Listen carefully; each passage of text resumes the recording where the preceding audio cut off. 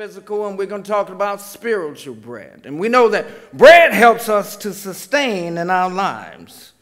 Many times that prisoners, they were given just bread and water to sustain them, so they, as not to die, but so they can endure punishment.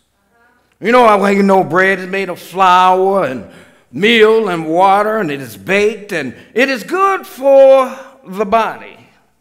So we have to be careful about bread, and bread is either made from wheat or barley. It was so common and necessary that only 9 of the 39 Old Testament books did not refer to it.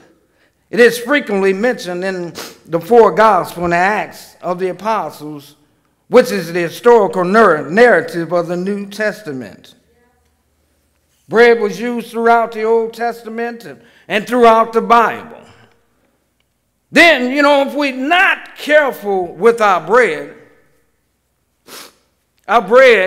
can and will go stale.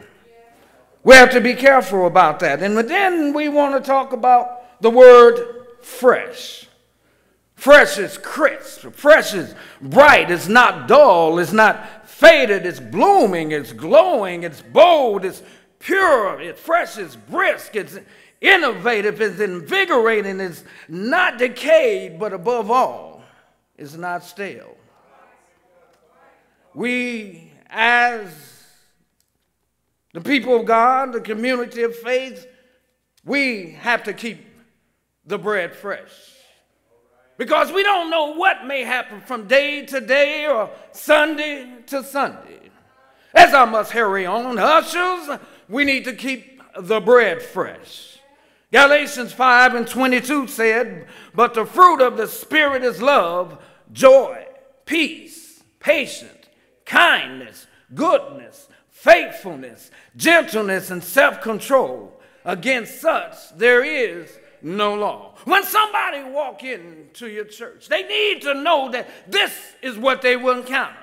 They need to know there'll be a face of God that's greeting them. We have to keep the bread fresh. I'm moving right along, y'all. In choirs, we need to keep the bread fresh. We can sing our anthems and everything, but Psalms 101:1 said, "I will sing about the loyalty and justice. To you, O Lord, I will sing praises." My, how people need to hear praises and songs about justice in these days and times. People need to hear about the bread of God. Mothers of the churches seemed like a dying commodity. Mothers used to be a great help to the church and pastor. In Titus 2:3 it says, "Older women likewise are to exhibit behavior fitting to those who are holy, not slandering, not slaves to excessive drinking, but teaching what is good." And that's what's going on. It said in this way they will train the younger women to love their husbands, to love their children, to be self-controlled, to be pure, fulfilling the duties at home, the kind being subject to their own husbands, so that the message of God may not be discredited. The mothers used to be like the amen corner, but now some of them, they like hey man corner.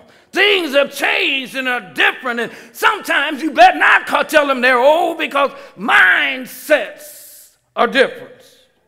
We're moving right along to the deacons. Deacons, we need to keep the bread fresh because prayer is the soil which hope and healing grows. Somebody may have gone through trouble all week long. Trouble on the job. They might have trouble in the home with their spouse, or trouble with the children, or trouble in the community, and they come to church. They need to know that somebody can reach heaven. They need to know that the prayer of the righteous person has great effectiveness. We need to keep the bread fresh. Preachers, keep the bread fresh. Because Paul says, for we do not proclaim ourselves, but Jesus Christ as Lord. Ourselves are your slaves for Jesus Christ. In keeping the bread fresh, some young person might come by here. They have tried drugs. They have tried nightclubs. They have tried sexual insecurity. They're looking for some answers. We need to tell them that Jesus said, come unto me, all ye that burden and heavy laden, I will give you rest. Keep the bread fresh. Some young man who feel like his life might be over. He feel like he'll have a life of imprisonment or he's gonna die young. We need to tell them that Jesus said, any man come unto Christ, he is a new creature. All things are passed away. We need to tell him that all things are new. Some young lady that made a mistake in her life come to the church.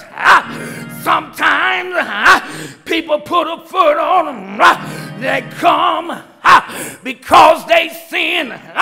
But we need to tell them that there is a fountain filled with blood drawn from Emmanuel's veins, and sinners plunge beneath the flood, lose all guilty stain. Somebody might come, live a different lifestyle than we do. What are we going to tell them? Did we tell them? Jesus said, whosoever will, let them come. Whosoever will, is either male or female. They're young or old. They're black or white. But whosoever will, let them come. We need to keep the bread fresh. Somebody's going to come here at our place of worship seeking Jesus. What will we give them? What will we be able to tell them to help their situations in life?